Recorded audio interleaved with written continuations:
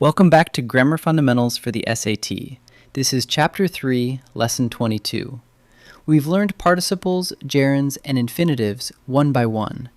Now let's put them side by side and learn to tell the three verbal phrases apart. We've met three verbal phrases, all built from verbs, but here's the key. None of them acts as the actual verb of the sentence. You tell them apart by how they function. A participial phrase works as an adjective. A gerund phrase works as a noun and ends in ing. And an infinitive phrase works as a noun, an adjective, or an adverb, and usually starts with to. Three verbals, three signatures, and the secret is always function. One reminder that ties this to sentence structure. A verbal is never the main verb of a sentence. Running fast, by itself, is just a fragment. There's no real verb, so it isn't a complete sentence. But add a true verb, running fast, she won, and now won is the main verb, while running fast is just a participial phrase describing she. So no matter how verb-like a verbal looks, every sentence still needs a real working verb of its own. Watch how the very same idea takes all three forms. Sketching the cliffs, Maya lost track of time. Here, the phrase describes Maya, an adjective's job, so it's participial. Sketching the cliffs calmed her. Now, the exact same words are the subject, a noun's job, so it's a gerund. And she loves to sketch the cliffs, the to form, working as the direct object, so it's an infinitive. Identical idea, but the job each phrase does is what names it. The trickiest pair is the two ing phrases, gerund and participial, since both end in ing. Here's the clean split. If the ing phrase acts as a noun, a subject or an object, it's a gerund. Singing in the shower is my greatest talent. That's the subject, a noun, so gerund.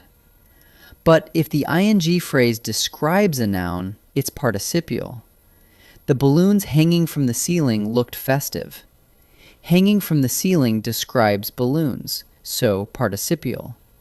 Noun job, gerund. Describing job, participial. Let me give you a simple decision flow. Ask these in order. First, does the phrase start with to plus a verb? If yes, it's an infinitive. If not, second, is it an ing phrase doing a noun's job, like a subject or object? Then it's a gerund. Third, is it an ing or ed phrase describing a noun? Then it's participial. Run through those three questions and you'll name any verbal phrase. And remember, none of them is ever the main verb of the sentence. Let's apply the flow. Edging toward the door, the spy listened. Does it start with to plus a verb? No. Is the ing phrase doing a noun's job, a subject or object? No. Does it describe a noun?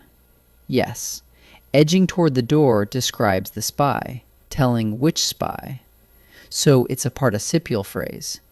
The decision flow lands it cleanly. Let's practice. Name each verbal phrase, participial, gerund, or infinitive.